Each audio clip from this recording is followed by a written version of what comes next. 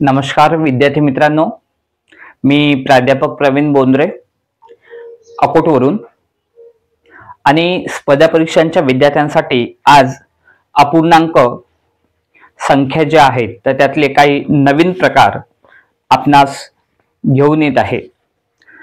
अपूर्णांक मध्ये सुद्धा बऱ्याच नवीन संकल्पना राहतात। तर आज आपण शिकणार आहोत की अपूर्णांक जे असतात तर ते उतरत्या क्रमाने आपण कसे लिहू शकतो। तर याच्यामध्ये विद्यार्थी मित्रांनो आपण एग्जाम्पल्स म्हणून आपण पाहणार आहोत। याच्यामध्ये अपूर्णांक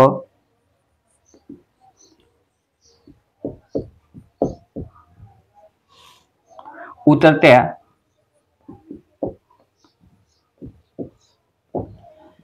क्रमाने कसे मांडायचे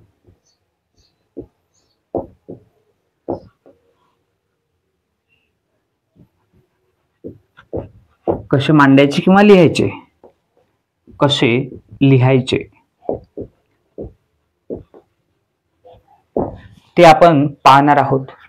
आता याच्यामध्ये विद्यार्थी मित्रांनो आपण एग्जाम्पल्स घेणार आहोत। आता इथे हा 1 आहे, त्यानंतर इथे 5/6 आहेत, त्यानंतर 1/2 आहेत। 1 5/6 आणि 1/2। आता विद्यार्थी मित्रांनो ह्या 3 संख्या आहेत आपल्याकडे। तर त्याच्यामध्ये हे 2 अपूर्णांक आहेत। हा 1 दिसतोय तुम्हाला। आता हा 1 आहे म्हणजे याचा अर्थ काय असतो की 1/1 असं लिहिलं तरी चालेल, कारण याला भागीला 1 असतोच, हे गृहीत आहे, ॲझम्पशन आहे। आणि त्याच्यानंतर मग आपण या 1 ला आपण अशा पद्धतीने लिहून घेतलं, 1/1 केलं तरी त्याचा अर्थ एकच राहत असतो, म्हणून आपण अशा पद्धतीने ते लिहू शकतोय। त्यानंतर 5/6 आणि हे 1/2। आता विद्यार्थी मित्रांनो आता आपल्याला काय करायचं आहे की आता आपल्याला अशी एक संख्या शोधायची आहे की ज्या संख्येला या 1 ने 6 ने आणि 2 ने या तिन्ही संख्येने भाग जाईल अशी संख्या आपल्याला शोधायची आहे। मग आपण तशी जर संख्येचा जर विचार केला तर याच्यामध्ये आपण 12 ही संख्या घेऊ शकतो। म्हणजे याचा आपण लसावी काय घेऊ शकतो, लसावी घेऊ शकतो आपण 12, लसावी 12 आपण घेऊ, ठीक आहे। म्हणजे ही 12 अशी संख्या आहे की 12 ला 1 ने पण भाग जाईल, 6 ने पण जाईल आणि 2 ने पण जाईल, हे 6 आहेत, ठीक आहे। तर आता विद्यार्थी मित्रांनो ह्या छेदातल्या ज्या संख्या आहेत 1 6 आणि 2 या छेदातल्या संख्येने या 12 ला भाग गेला पाहिजे, म्हणून आपण 12 ही संख्या इथे घेतलेली आहे। आता पुढे काय करायचं आहे आपल्याला याच्यामध्ये काय करायचं आहे की अपूर्णांक उतरत्या क्रमाने आपल्याला लिहायचं आहे। मग आता या अपूर्णांकांमधले हे जे 3 अपूर्णांक आहेत त्याच्यातला लहान मोठेपणा आपल्याला समजला पाहिजे, याच्यातला फरक आपल्याला समजला पाहिजे। मग त्यासाठी आपण काय करू, सगळ्यात अगोदर तर या तिन्ही अपूर्णांकांचे छेद सारखे करून घेऊ। आपण तिन्ही अपूर्णांकांचे काय करू, सगळ्यात अगोदर आपण छेद सारखे करू। मग त्या छेदांमध्ये तिन्ही अपूर्णांकाच्या छेदांमध्ये किती यायला पाहिजेत, 12 यायला पाहिजेत। तर आता ते कसे येतील ते आपण पाहू। आता हा इथे 1/1 आहे, हा 1/1 घेतला, मग या 1 ला काय करायचं, 12 ने गुणायचं छेदामध्ये, त्यावेळेला छेदामध्ये काय येतील, 12 येतील। मग आता खालच्या संख्येला जर 12 ने गुणून राहिले तर वरची संख्या तुम्हाला तशी ठेवता येत नाही, वरच्या संख्येला सुद्धा तेवढ्याच संख्येने गुणायचं आहे, म्हणजे 12 ने, म्हणजे त्यांना समान ठेवायचं असते खालच्या आणि वरच्या संख्येला। त्यानंतर आता इथे 5/6 आहे। आता याच्यामध्ये कॅल्क्युलेशन छेदामध्ये 12 आलं पाहिजे, त्यासाठी आता या 6 ला कोणत्या संख्येने तुम्ही गुणणार आहे, तर तुम्ही इथे 2 ने गुणू शकता। कशाने, 2 ने गुणू शकता। आणि मग आता खाली जर तुम्ही छेदामध्ये जर 6 ला 2 ने गुणलं तर वरच्या संख्येला सुद्धा तुम्हाला 2 नेच गुणावं लागेल। त्यानंतर इथे 1/2 आहे, त्याच्यानंतरचा अपूर्णांक। आता इथे छेदात 12 यायला आपल्याला या 2 ला कोणत्या संख्येने गुणावं लागेल, तर 6 ने गुणावं लागेल, म्हणजे 12 येतील छेदात। तर मग आता खाली जर आपण 6 ने गुणून राहिलो या 2 ला, तर वरच्या संख्येला सुद्धा 6 नेच गुणायचं आहे। आता आपण कॅल्क्युलेशन करून घेऊ याचे. आता 1 गुणिले 12 म्हणजे किती? 12. त्यानंतर 1 गुणिले 12 म्हणजे 12. त्यानंतर 5 गुणिले 2 म्हणजे किती होतात? 10. 6 गुणिले 2 म्हणजे किती होतात? 12. त्यानंतर इथं 1 गुणिले 6 म्हणजे 6. 2 गुणिले 6 म्हणजे किती? 12. आता आपण इथे तिन्ही अपूर्णांकांचे छेद सारखे केलेत. इथे छेदात सुद्धा 12 आहेत, इथे पण 12 आहेत आणि इथे पण 12 आहेत. हे तुम्ही बघू शकता, हे तुम्हाला दिसत आहे. आता विद्यार्थी मित्रांनो, आता काय करायचं आहे आपल्याला की याच्यातला लहान मोठेपणा आपल्याला ओळखायचा आहे की याच्यातला लहान अपूर्णांक कोणता, मोठा अपूर्णांक कोणता. त्यावेळेसच आपण त्याला उतरत्या क्रमाने आपण लिहू शकतो.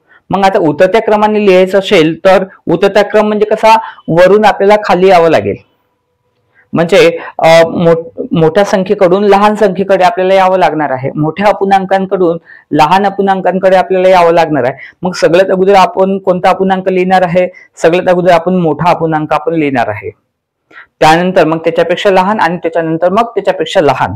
तर आता याच्यामध्ये विद्यार्थी मित्रांनो तुम्हाला सांगतो की आता याच्यामध्ये पहा, आता या तिघांचे छेद सारखे सारखे आहेत, बरोबर आहे. मग आता लहान मोठेपणा आपण कशाच्या भरोशावरती ओळखायचं? तर आता अंश जो आहे, आता आपण अंशाचा विचार करू, कारण छेद तर तिघांचेही सारखे आहेत. या छेदांवरून आता आपल्याला लहान मोठेपणा समजणार नाही. आता लहान मोठेपणा आपल्याला कशावरून समजणार आहे? तर याचा अंश आपण विचारात घेऊ तिघांचा, की अंश कोणता मोठा आहे.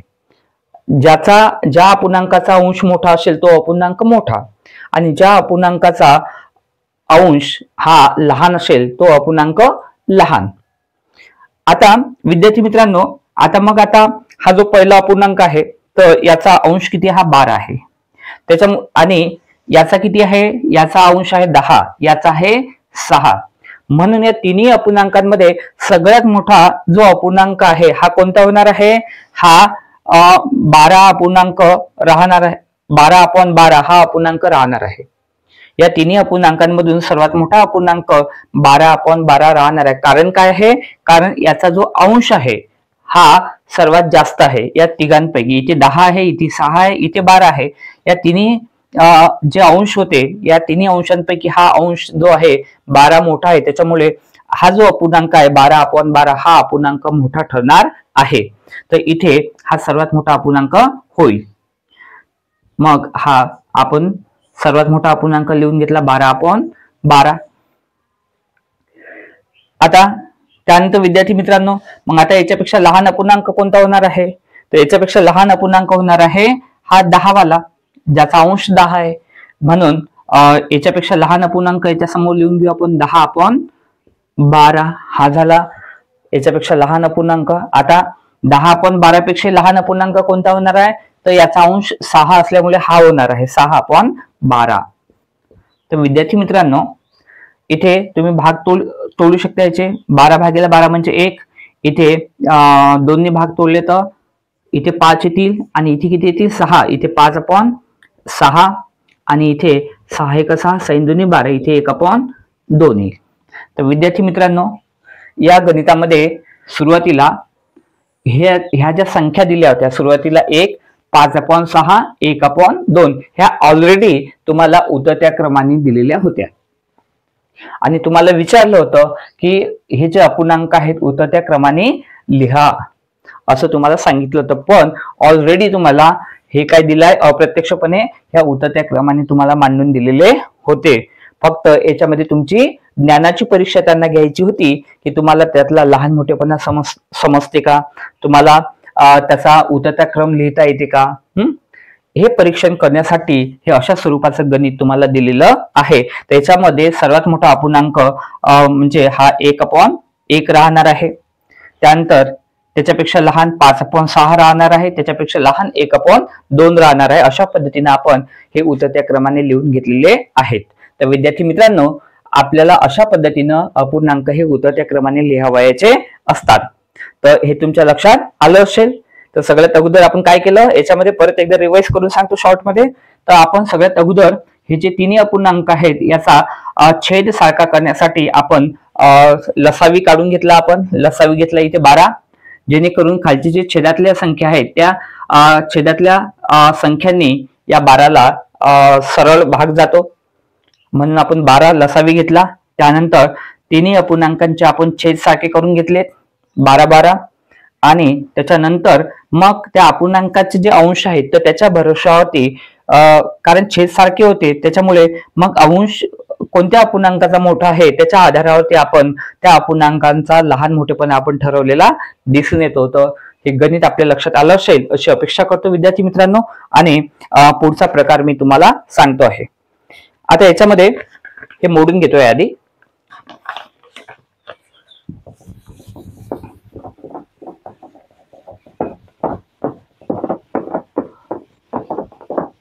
विद्यार्थी मित्रांनो, माझा युट्यूबला professor Praveen Bondre motivational speaker या नावाने युट्यूबचं चॅनल आहे. कृपया हे जे चॅनल आहे आपण सबस्क्राईब करायचं. त्यानंतर तुमचे मित्र मैत्रिणी असतील त्यांना सुद्धा सांगा हे चॅनल सबस्क्राईब करायला आणि नोटिफिकेशन मध्ये ऑल करायला किंवा बेल आयकॉन जो आहे ते त्याला प्रेस करायला सांगा, जेणेकरून तुम्हाला सुद्धा असे सुंदर सुंदर जे गणिताचे जे व्हिडिओज आहेत हे तुम्हाला पाहायला मिळतील. आणि तुम्हाला पोलीस भरती, तलाठी, banking, railway, staff selection commission, PSI, STI, राज्यसेवा मंत्रालयाच्या एक्झाम, क्लरिकलच्या एक्झाम, वेगवेगळ्या प्रकारच्या एंट्रन्स एक्झाम ज्या काही असतील तर त्याची तुम्हाला छान पद्धतीने तयारी करता येईल. आणि तुमच्या मित्रमैत्रिणींना सांगा की प्राध्यापक प्रवीण बोंद्रे अतिशय सुंदर पद्धतीनं गणिताचे व्हिडिओ जे आहेत ते युट्यूबला टाकत आहेत, तर त्यांना सुद्धा पाहायला सांगा. त्यानंतर विद्यार्थी मित्रांनो, तुम्हाला नवीन प्रकार शिकवत आहे अपूर्णांकांमधला. आता म्हणजे अपूर्णांकाला संक्षिप्त रूप कसं द्यायचं, संक्षिप्त रूप देणे अपूर्णांकाला.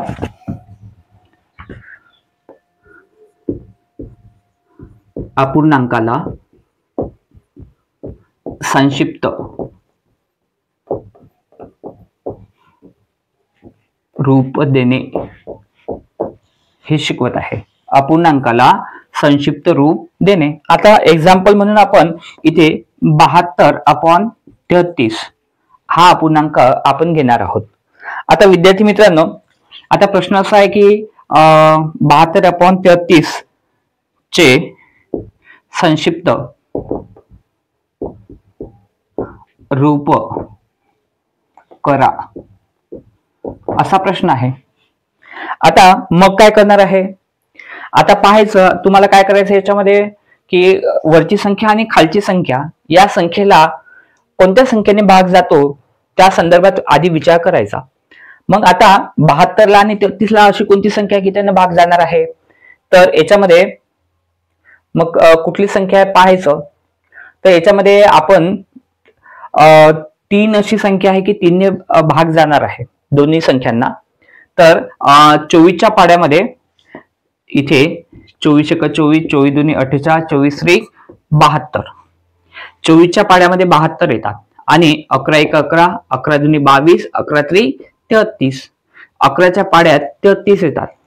तर 24च्या पाड्यात हे तिसऱ्या स्थानावर येतात आणि 11च्या पाड्यात सुद्धा हे 33 तिसऱ्या स्थानावरती येतात. त्याच्यामुळे 3ने भाग जाणार आहे दोन्ही संख्यांना.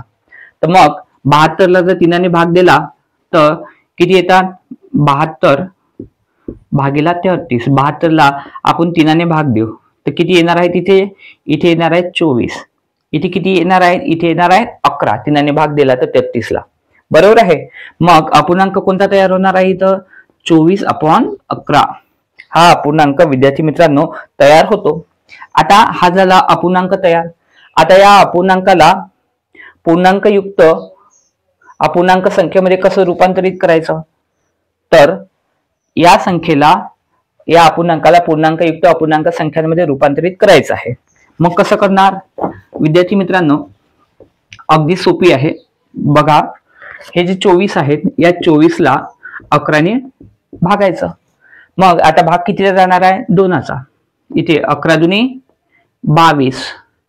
इथे 24 मधून 22 गेले किती राहतात, 2 राहतात. बरोबर आहे. बाकी किती उरली, 2. मग आता विद्यार्थी मित्रांनो, आता लिहायच्या वेळेला काय करणार आपण, तर इथे जे 2 आहेत तर 2 इथे आपण लिहून घेणार आहे हे 2. मग आता इथे हे 2 लिहून घेतले आणि खाली 11. विद्यार्थी मित्रांनो, तर अशा पद्धतीनं जे आहेत तर आपण काय करू शकतो, पूर्णांक युक्त अपूर्णांक संख्येमध्ये आपण रूपांतर करू शकतो. आता इथे काय होणार आहे, 11 गुणिले 2 म्हणजे किती होतात, 22. आणि हे त्याच्यामध्ये अधिक 2 मिळवले किती होतात, 24. म्हणजे काय होतात, 24/11. अशा पद्धतीने आपण पूर्णांक युक्त अपूर्णांक संख्येमध्ये रूपांतर आपण करू शकतो. हे मी तुम्हाला आधी सांगितलेलं आहे. तर अशा पद्धतीनं मग याचं पूर्णांक युक्त अपूर्णांक संख्या काय होणार आहे, इथे 2/11 ही पूर्णांक युक्त अपूर्णांक संख्या इथं होणार आहे. तर विद्यार्थी मित्रांनो, हे आपल्या लक्षात आलं असेल अशी अपेक्षा करतो.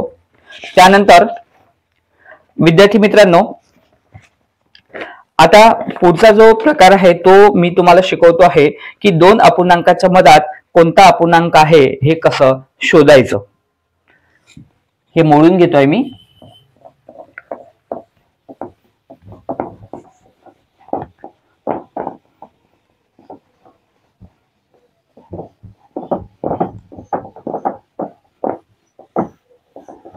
आता विद्यार्थी मित्रांनो, दोन अपूर्णांकाच्या मधात दोन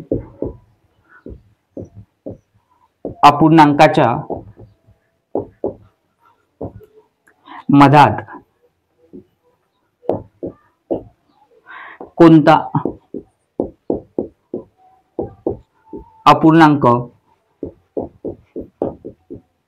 अपूर्णांक आहे हे कसे शोधायचे.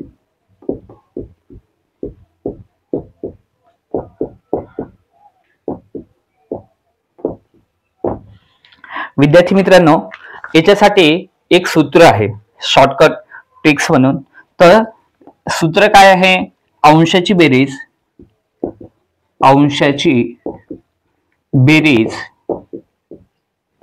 भागिला छेदाची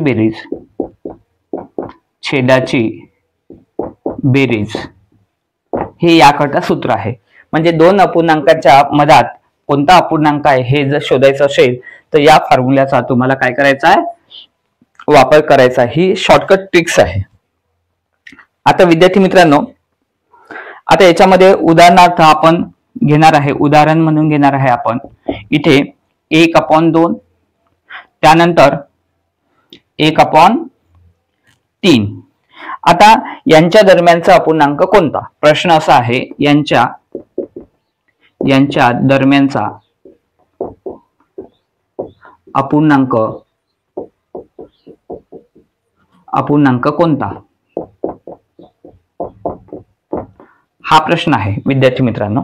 मग आता याला कसं सॉल्व्ह करायचं, तर या पद्धतीने आपण याला सॉल्व्ह करू शकतो. आता इथे काय सांगितलं, इथे अंशाची बेरीज आणि छेदाची बेरीज त्यांनी सांगितली आहे. मग आता इथे काय करू, हा 1/2 अधिक हा 1/3 या दोन अपूर्णांकांची अशी बेरीज दाखवायची. त्यानंतर मग आता हे छेद जे आहे छेदांची बेरीज दाखवायची आणि सॉरी हे वरचे जे आहेत हे अंश आहेत, या वरच्या अंशांची बेरीज दाखवायची आणि खालचे छेद आहेत या छेदांची बेरीज दाखवायची. मग आता अंश हा 1+1 याची आपण बेरीज दाखवणार आणि खाली जे छेद आहेत 2+3 यांची काय करणार आपण बेरीज दाखवणार आहे. तर मग आता याची 1 आणि 1 किती होतात, 2 हा झाला अंश आणि 2+3 हा काय झाला छेद, म्हणजे छेद किती होतो 5. तर विद्यार्थी मित्रांनो, इथे याचं उत्तर काय येते 2/5. तर अशा पद्धतीनं 1/2 आणि 1/3 यामधला अपूर्णांक कोणता येणार आहे, 2/5 हा येणार आहे. इथे काय करायचं आहे आपल्याला, जे अंश असतात हे अंश म्हणजे वरचे 1+1 याची काय केली आपण बेरीज केली, किती 2, आणि खालचे जे छेद आहेत 2+3 म्हणजे 5. तर विद्यार्थी मित्रांनो, तर 1/2 आणि 1/3 मधला अपूर्णांक कोणता येणार आहे, 2/5 येणार आहे. हा अशा पद्धतीने आपल्याला शोधायचा आहे. त्यानंतर एक दुसरं एक्झाम्पल घेऊ आपण अशाच पद्धतीचं. आता विद्यार्थी मित्रांनो, दुसरं एक्झाम्पल आपण घेणार आहे 9/5 आणि 3/5.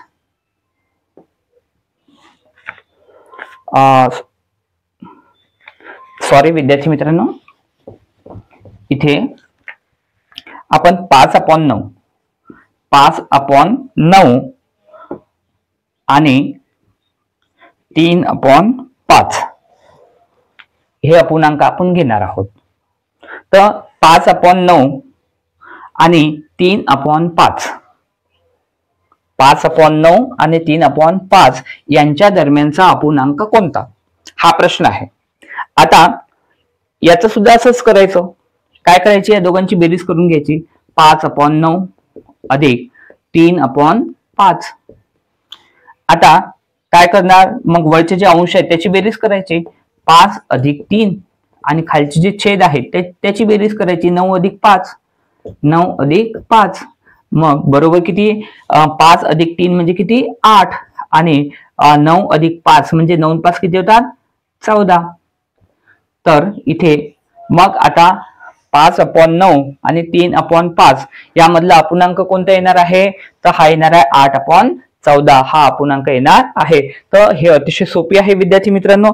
अशा पद्धतीनं दोन अपूर्णांकांच्या मधला अपूर्णांक तुम्हाला शोधायचा असेल तर ही जी शॉर्टकट ट्रिक्स आहे तर याचा तुम्ही वापर करायचा आहे. अंशाची बेरीज भागिला छेदाची बेरीज.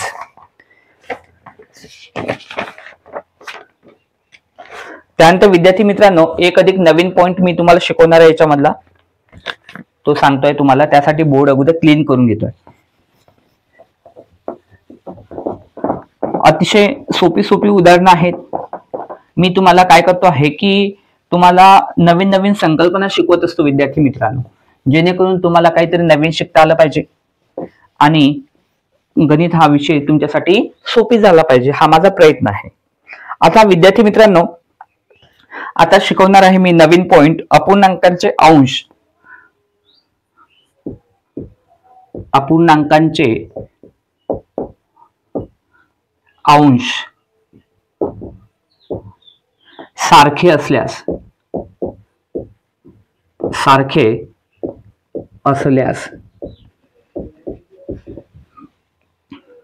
सर्वात लहान अपूर्णांक कसा शोधायचा, सर्वात लहान अपूर्णांक कसा शोधायचा.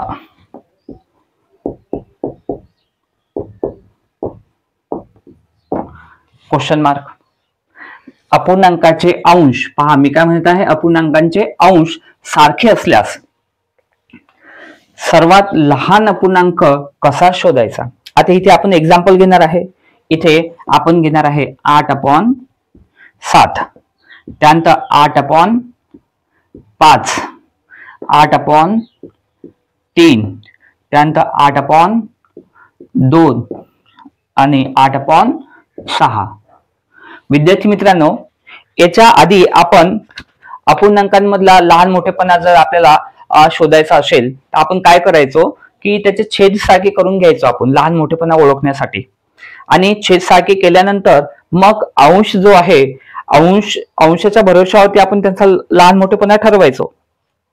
म्हणजे काय करायचो आधी मी परत सांगतोय एकदा, आधी आपण जे गणित पाहिले तर त्याच्यामध्ये अपूर्णांकांमधला कोणता अपूर्णांक लहान कोणता अपूर्णांक मोठा हे जर आपल्याला शोधायचं होतं तर त्यावेळेला आपण काय करायचो की आपण सगळ्या अपूर्णांकांचे छेद सारखे करून घ्यायचो.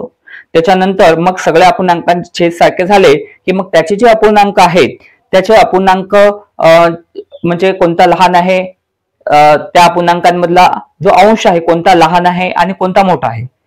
मी परत सांगतो, त्या अपूर्णांकांमधला छेद सारखे झाल्यानंतर त्या अपूर्णांकांमधला कोणता अंश हा लहान आहे किंवा मोठा आहे त्याच्या भरोशावरती आपण मग कोणता अपूर्णांक लहान किंवा मोठा ते आपण डिसाईड करत होतो. पण विद्यार्थी मित्रांनो आता ही सिच्युएशन बदललेली आहे. आता या सिच्युएशन मध्ये काय आहे की इथे अंश सारखे आहेत सगळ्यांचे, इथे उलट आहे. इथे छेद सारखे नाही आहेत या अपूर्णांकांची, इथे काय आहेत, इथे अंश सगळ्याचे काय आहेत हे सारखे सारखे तुम्हाला दिसतात. इथे पण 8 आहे, इथे पण 8 आहे, इथे पण 8 आहे, इथे पण 8 आहे आणि इथे पण 8 आहे. आणि अंश सारखे आहेत आणि छेद मात्र काय आहेत वेगवेगळे आपल्याला दिसून येतात. आणि अशा सिच्युएशन मध्ये आपल्याला शोधायचं आहे की सर्वात लहान अपूर्णांक कोणता, तो कसा शोधायचा? तर विद्यार्थी मित्रांनो, आता काय करणार आपण, तर आता तुम्हाला सांगतो आहे की अशा सिच्युएशन मध्ये म्हणजे ज्या अपूर्णांकाचा छेद मोठा असतो, ज्या अपूर्णांकाचा छेद मोठा असतो तो अपूर्णांक सर्वात लहान असतो. लक्षात घ्या, काय सांगायचंय मला, ज्या अपूर्णांकाचा छेद हा सर्वात मोठा असेल तर तो अपूर्णांक सर्वात लहान असतो, हे त्याचं उत्तर आहे. आता मग हे जे अपूर्णांक दिले आहेत, या अपूर्णांकांमध्ये कोणत्या अपूर्णांकाचा छेद सर्वात मोठा आहे? तर हा जो पहिला अपूर्णांक आहे याचा छेद हा सर्वात मोठा आहे, 7. इथे 5 दिला आहे, इथे 3 आहे, इथे 2 आहे आणि इथे 6 आहे, आणि सर्वात मोठा इथे काय 7 आहे छेद. तर ज्या अपूर्णांकाचा छेद हा सर्वात मोठा, किंवा जेव्हा अंश सारखे असतात बऱ्याचशा अपूर्णांकांचे, आणि त्यावेळेला ज्या अपूर्णांकाचा छेद हा सर्वात मोठा असतो त्यावेळेला तो अपूर्णांक सर्वात लहान असतो. तर विद्यार्थी मित्रांनो, मग इथे लहान अपूर्णांक कोणता होणार आहे? तर लहान अपूर्णांक होणार आहे 8/7. आता याला मी तुम्हाला टॅली करून दाखवतो. मग आता यालाच आपण लहान का म्हणून राहिलोय? तुम्हाला आधी सांगितलं की ज्या अपूर्णांकाचा छेद हा मोठा असतो तो अपूर्णांक लहान असतो, असं सांगितलं मी. पण आता मग आता याला आपल्याला टॅली करावं लागेल. टॅली होते का? तर आपण टॅली करूया.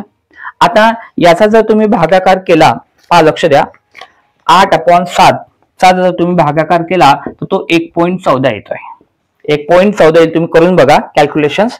त्यानंतर 8/5 जर तुम्ही केले तर इथे 1.6 येणार आहे.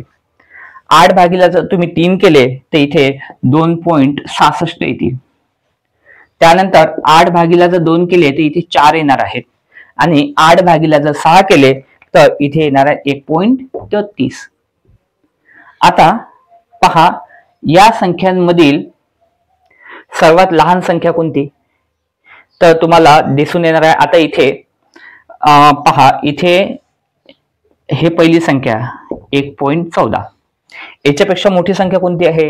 याच्यापेक्षा मोठी संख्या येणार आहे इथं ही वाली 1.33. 1.33. याच्यापेक्षा मोठी कोणती येणार आहे? याच्यापेक्षा मोठी ही येईल कोणती? 1.6. 1.6. याच्यापेक्षा मोठी कोणती येणार आहे? हे 2.66. 2.66. आणि याच्यापेक्षा मोठी कोणती येणार? 2.66 पेक्षा हे 4 येतील. तर विद्यार्थी मित्रांनो, मग आता याच्यातली सर्वात लहान संख्या कोणती झाली? ही वाली 1.14. ही 1.14 ही सर्वात लहान संख्या होणार आहे. 1.14 ही सर्वात लहान संख्या होईल. लहान संख्या होईल. तर विद्यार्थी मित्रांनो, मग त्यामुळे ही सर्वात लहान संख्या आहे. याचा अर्थ ज्या अपूर्णांकाचा छेद हा सर्वात मोठा असतो तो अपूर्णांक सर्वात लहान होणार आहे, असं त्याचा अर्थ आहे. इथे हे आपण टॅली करून सांगितलेलं आहे. कारण याचं कॅल्क्युलेशन केलं, ज्या अपूर्णांकाचा छेद सर्वात मोठा असतो तर त्याचं कॅल्क्युलेशन सर्वात लहान येते. ज्या अपूर्णांकाचा म्हणजे सर्व बरेच अपूर्णांकांचे अंश सारखे असताना ज्या अपूर्णांकाचा छेद हा सर्वात मोठा असतो त्याचं जेव्हा आपण कॅल्क्युलेशन्स करतो तर इतर अपूर्णांकाच्या कॅल्क्युलेशन्स पेक्षा ज्याचा छेद मोठा असतो त्या अपूर्णांकाचं कॅल्क्युलेशन सर्वात लहान येते. त्यामुळे निष्कर्ष असा निघतो की ज्या अपूर्णांकाचा छेद हा सर्वात मोठा आहे तो अपूर्णांक सर्वात लहान राहणार आहे. म्हणून इथे सर्वात लहान अपूर्णांक कोणता आहे? 8/7. तर विद्यार्थी मित्रांनो, इथे सर्वात लहान अपूर्णांक कोणता येणार आहे? 8/7. लहान अपूर्णांक कोणता होईल? तर तो होणार आहे 8/7 हा वाला. तर अशा पद्धतीनं विद्यार्थी मित्रांनो, हा नवीन प्रकार आज मी आपणास समजून सांगितलेला आहे. तर अशाच पद्धतीनं अधिक याच्यामधले काही नवीन प्रकार जे आहेत मी आपणास समजून सांगणार आहे. विद्यार्थी मित्रांनो, असेच नवीन नवीन गणितातली काही माहिती तुम्हाला शिकायची असेल तर माझे युट्यूबचं चॅनल आहे professor Praveen Bondre motivational speaker नावानं. त्या युट्यूबच्या चॅनलला कृपया सबस्क्राईब करा आणि नोटिफिकेशन मध्ये जाऊन त्याला ऑल करा. आणि तुमचे मित्र मैत्रिणी असतील तुमचे सहकारी असतील जे स्पर्धा परीक्षांची तयारी करत असतील, त्यामध्ये पोलीस भरती, तलाठी, banking, railway, staff selection commission, PSI, STR, राज्यसेवा, मंत्रालयाच्या एक्झाम, क्लरिकलच्या एक्झाम, वेगवेगळ्या प्रकारच्या एंट्रन्स एक्झाम, तर त्या विद्यार्थ्यांना सांगा की प्राध्यापक प्रवीण बोंद्रे सरांनी अतिशय उत्कृष्ट पद्धतीनं युट्यूबला गणिताचे जे व्हिडिओज आहेत हे टाकणं चालू केलेलं आहे. त्यामुळे त्यांना सांगा की तुम्हाला जर बघायचं असेल तर सरांचं जे चॅनल आहे ते सबस्क्राईब करा आणि नोटिफिकेशन मध्ये त्याला ऑल करा किंवा बेल आयकॉन जे आहे ते त्याला प्रेस करायला सांगा. आणि तुम्हाला काही सजेशन्स असतील नवीन तर कमेंट बॉक्समध्ये कृपया कमेंट करा आणि तुमचे सजेशन्स माझ्यापर्यंत पोहोचू द्या. तर विद्यार्थी मित्रांनो, मी आपली इथं रजा घेतो आहे. Thank you so much. धन्यवाद.